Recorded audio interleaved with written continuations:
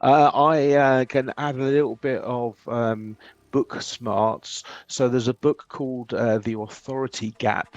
I referenced it in a post today, actually, and it looks at, so from the age of 5, both boys and girls believe boys are more intelligent, even though they actually aren't, especially during the primary years.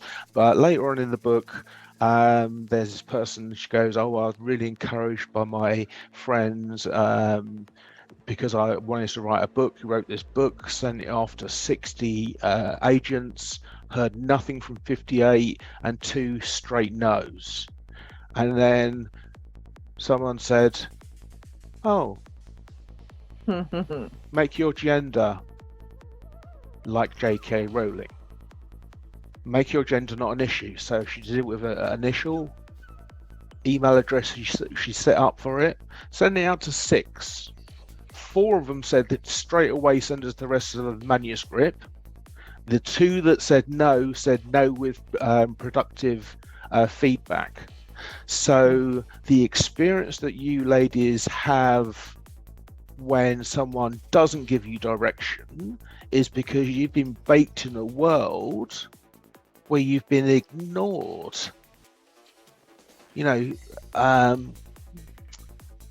and so it kind of leads to well, in fact, I did a show on imposter syndrome. So I think everybody suffers from imposter syndrome. You put forward a piece of work and the client's like, ugh. On that subject, so someone comes to you with a brief. Let's look at we deal with like small to medium enterprises, so like the corporate is maybe an overstretch, but if you took a company that's big enough to need a writer or an artist or networking, but not big enough they've got their own in-house teams for that, what do you think headcount wise that is in today's world? How many people what sort of organizations can specifically benefit from your gifts? Leanne?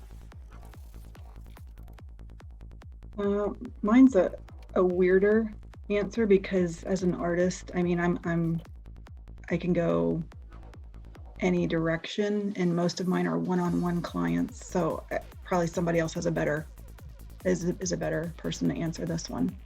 Okay. Mine are one-on-one too, usually.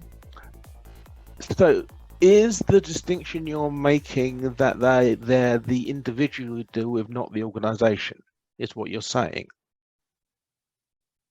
Or is it not? If I could chime in, I typically find that I'm working a lot one-on-one and then also with startups. So if you would want a number there, I would say it could be anywhere from 1 to 10 of employees, or it could be 50 to 100, depending on what stage they are with regards to their startups. I find the most symbiotic relationship for me is with the smaller companies, but I have the ability to work with large ones. But it seems like the larger the company, just in my opinion, the less creative risks they want to take. They want to play it so safe. I don't believe in playing it safe, because when I was on stage, I hate to keep bringing up my acting, but when I was on stage, that's when you lose all of the all of the things. Well, that's where I left. I can only speak for myself. I lost and I left it all behind me on stage when I just was creating these characters, because the most compelling thing that people want to watch is someone who's out there, but not too exaggerated if you're for stage, but on film, it's the facial expressions, things of that nature. So if you're on stage like this, yes, hi, no one's going to watch that.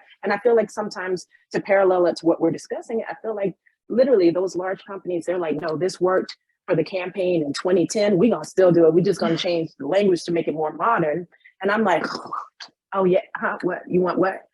So it's all about captivating your audience, as Hannah was saying, and everyone was saying, once you know who it is that you're speaking to, what it is that they want and what they need, like the master networker that we have here in the panel, once you can connect the dots. And that's what it's about, because there's someone with service in company A, and there are people who can be served by that company. And so your job is to match it. And you don't do that with boring copy. Hey, do you want to do this? No, you ask questions, you say, you find those pain points is, a term that's used, but you find what they need more importantly, and you speak to